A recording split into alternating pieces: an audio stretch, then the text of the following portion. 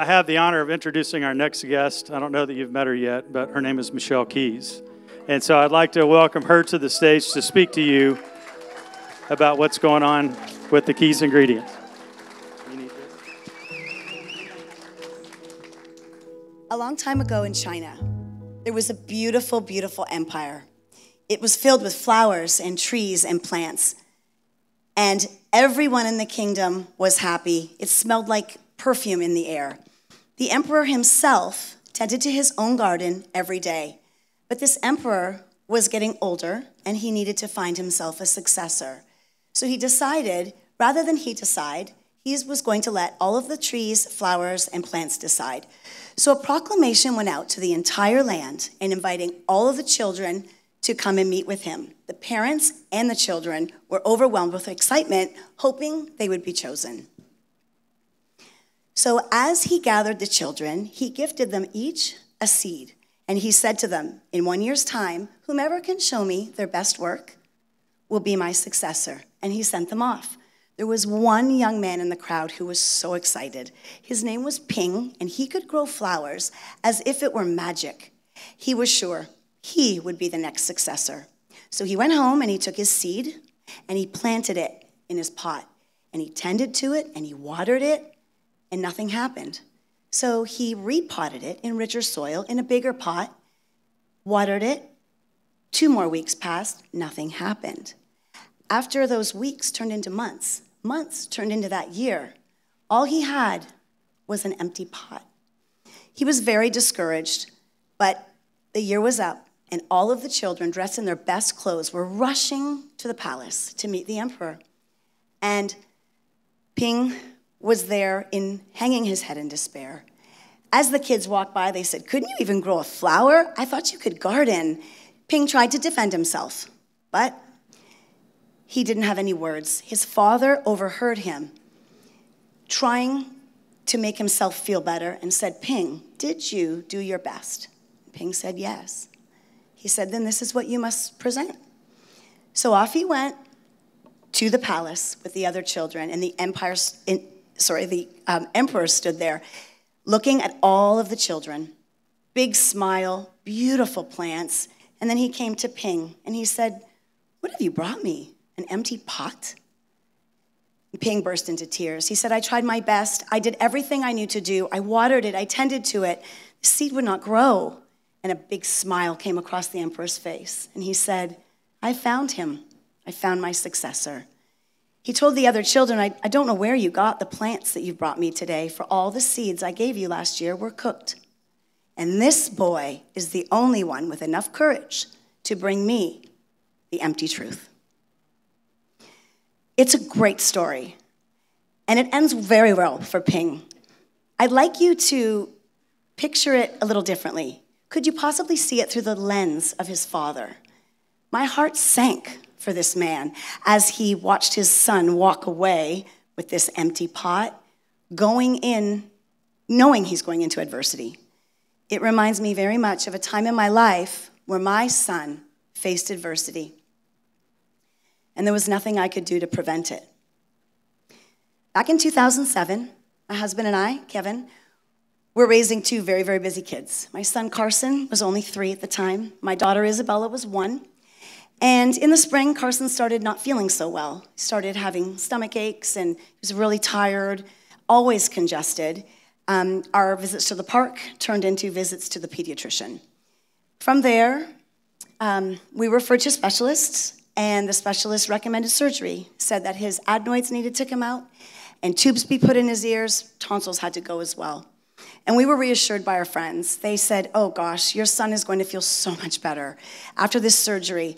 And then reassured by several medical professionals that it's just tonsils and adenoids, it's routine surgery, no big deal.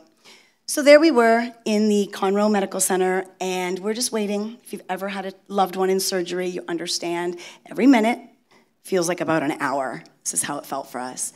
And then the doctor finally came out, and he said, he's okay, but it's not adenoids at all. And the next words that he spoke still echo for me today. He said, "Carson has a tumor." We were shocked. On April 19th of 2007, my son was diagnosed with a very rare and aggressive form of cancer. It was a non-Hodgkin's lymphoma called Burkitt's lymphoma. I was flooded with questions like, how can this happen? How can a 3-year-old have cancer? And then I was flooded with emotions like, do I burst into tears like Ping, or do I lock it all up and be strong for my family? Some of you in here know I'm still working through that balance today. Carson was brave. He was strong. He was always smiling.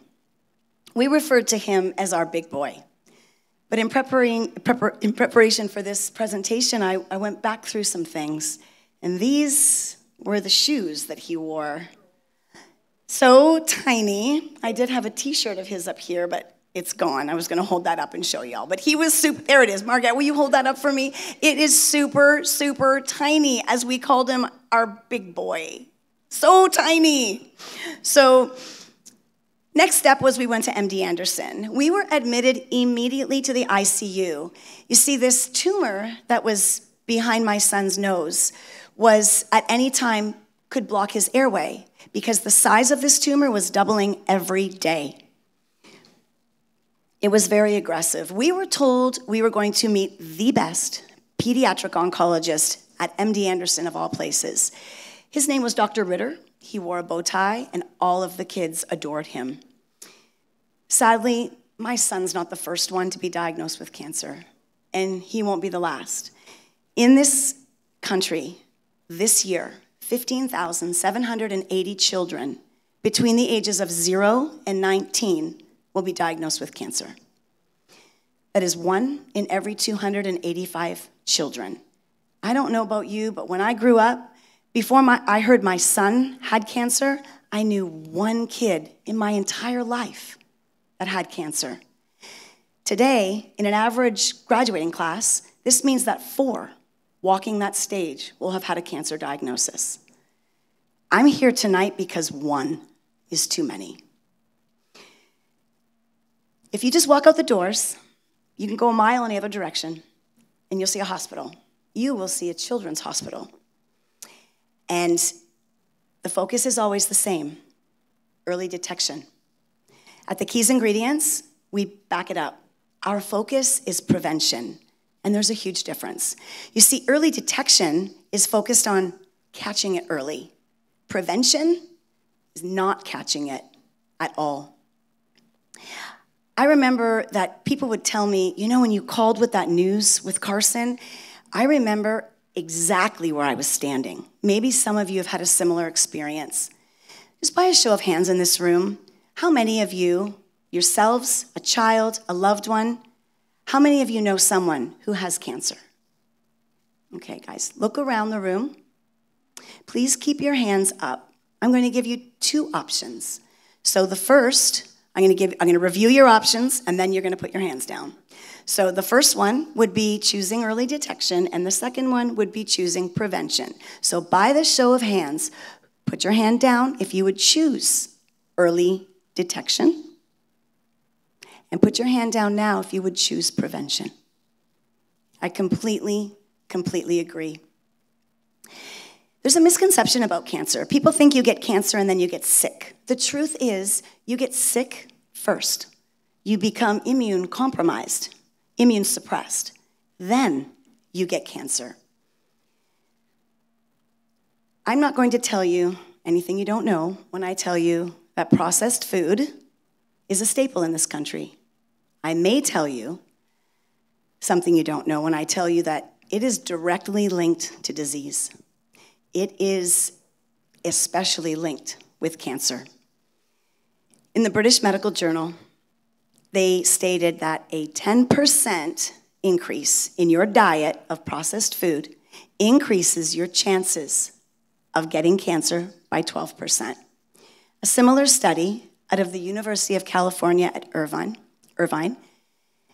said that processed food was directly linked to brain tumors and leukemia. I don't tell you guys this to condemn you, and I know that it's hard to hear.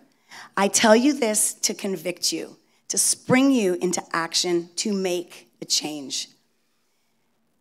When Carson was being treated, he was just like this pot. He was empty. He had no energy, no hair, no immune system. And as a parent, I couldn't take it for another second.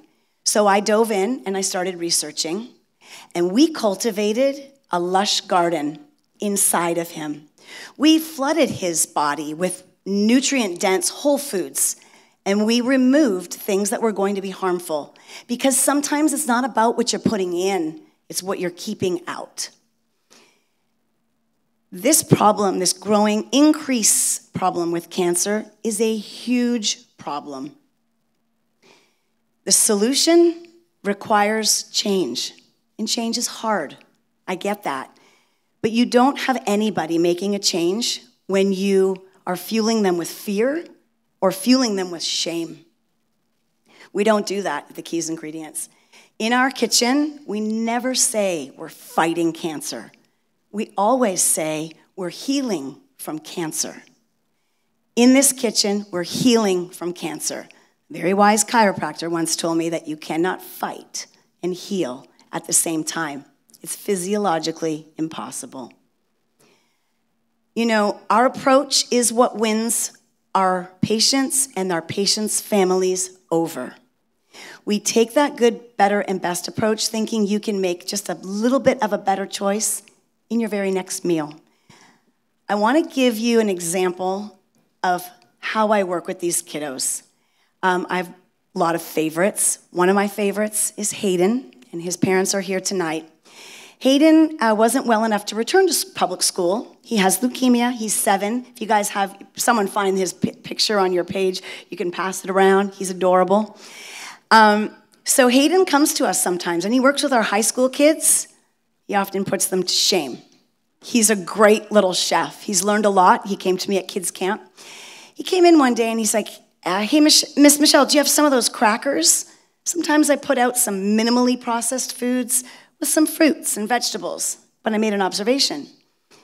When I put the processed foods out, even if they were a better choice, the kids would always go back and forth. Once you pop, you can't stop. You can relate. But then there was the whole foods left over. If you remove the packaged foods, there's nothing left over. So I just told Hayden, no, I don't have those crackers. They were stale. I threw them out. I said, are you hungry? And he said, yeah. I said, that's music to my ears. So I brought him to the fridge. He took out 3 eggs. We took out some beef, and he did the rest. He scrambled those eggs. He sauteed the beef, and he seasoned it with his own taco seasoning, no MSG, and some extra spice because Hayden's a spicy guy.